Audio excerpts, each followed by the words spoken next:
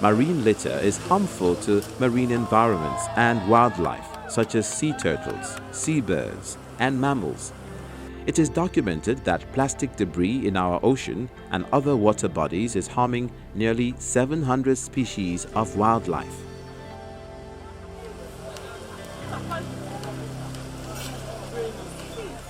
Reports say every year, an estimated 8 million metric tons of plastic waste flows into the ocean. It's bad news for the health of this vital natural resource, the iconic ocean wildlife we all love, as well as our own health, safety, and prosperity.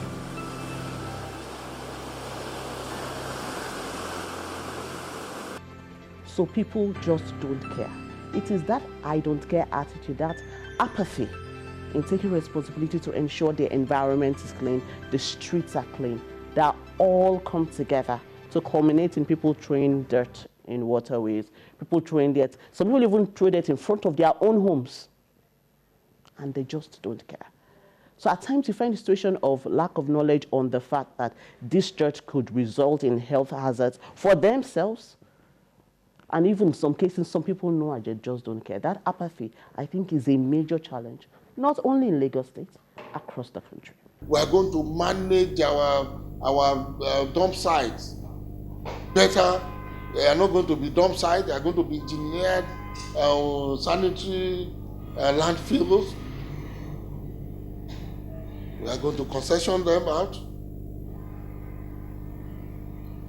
We are going to have transfer loading stations that also double as material recovery facilities, where we will try and recycle most of our waste. There are countries that are not dumping again. Sweden is not dumping anything again. We want to go that way.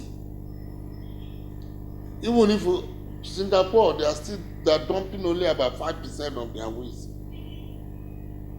They're not better than us up here. It is doable here. We are doing it here too. According to reports, contamination rates have increased from about 26% historically to approximately 65% today.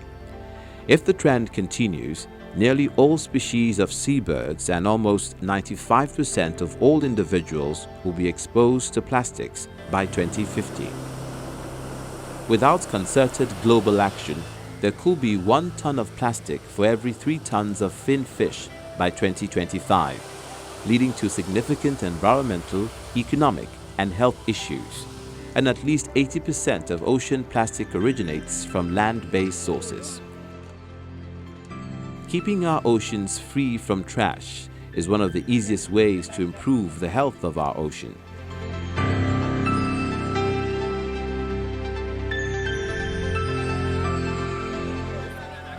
Sea turtles are an example of an endangered species in the world. One of the events that happened today was a sea turtle rescue and release back into the ocean, and is what we call marine conservation. It focuses on limiting human usage of the marine environment, restoration of damaged ecosystem, and protection of endangered or threatened species. And the sea turtle that we rescued and released today at Eleko Beach falls into that category. It's an endangered species. Is listed in major international conventions, including the CITES, the Convention on International Trade in Endangered Species, and the CMS, the Convention on Migratory Species. The sea turtle is listed in several of these international conventions because it's endangered. It's also listed in the IUCN Red List. And when a species is listed in the IUCN Red List, that means it's a species of concern. That if care is not taken, it will go into extinction. So the sea turtle falls into that category. And that is why there is global concern about the sea turtles. All over the world, people are concerned about restoring the sea turtle population because already they are listed as threatened and endangered species. So if care is not taken, we will lose them all. So there is a concerted effort all over the world to ensure that these species are protected. Experts highlighted the tendency of animals like sea turtles to mistake plastic debris for food. Survey results show that some experts believe sea turtles are threatened by multiple factors, including substantial at-sea threats such as fisheries bycatch.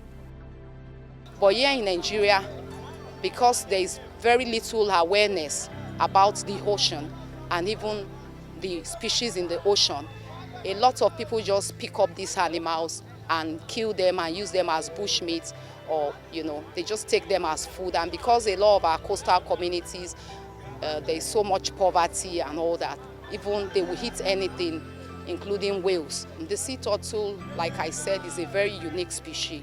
It's the only marine reptile Nigeria has.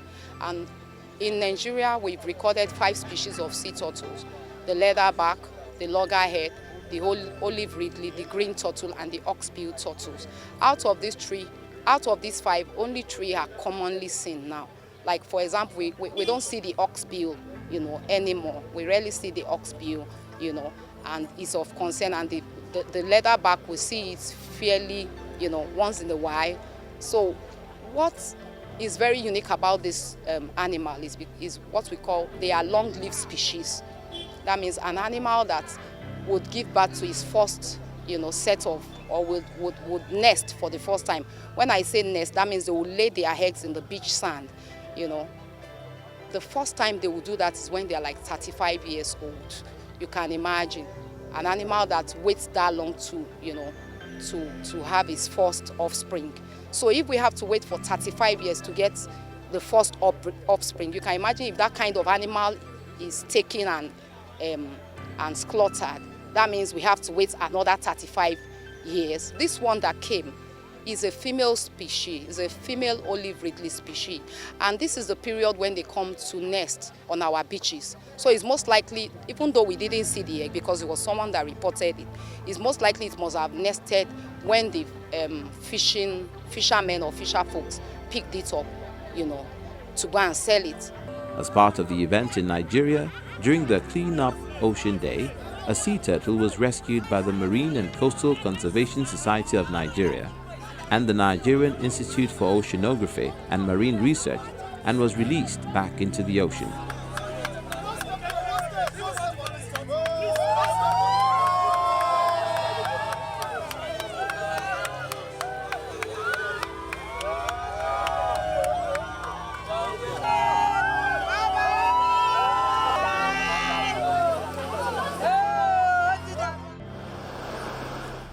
At the end of the cleanup at Eleko Beach, 47 bags of trash weighing 400 kilograms, and at the lagoon front of the University of Lagos, 127 bags of waste were collected, weighing 800.1 kilograms. We packed a whole lot of PET bottles, then pure water nylon, that's the low density polyethylene films. Yeah, we got a whole lot of that, and the other debris. Much of the plastic pollution found across the globe is small, less than 1 millimeter in size. Recently, microplastic has been reported in many surprising places, including at the base of the food chain, plankton, as well as in Arctic sea ice, deep sea sediments, rain, and our seafood. Scientific reports published earlier this year showed an upwards of 8 million tons, that is nearly 17 billion pounds of plastics, may flow into the ocean each year. That amazing number, combined with our new results on the relative impact of these products, suggests that a mechanism to prevent the full suite of plastic items found in oceans and waterways from ever reaching these habitats in the first place is critical to protect the majority of marine wildlife from plastic contamination. In short, we must attack the totality of plastics in the ocean if we truly hope to protect the ocean's health.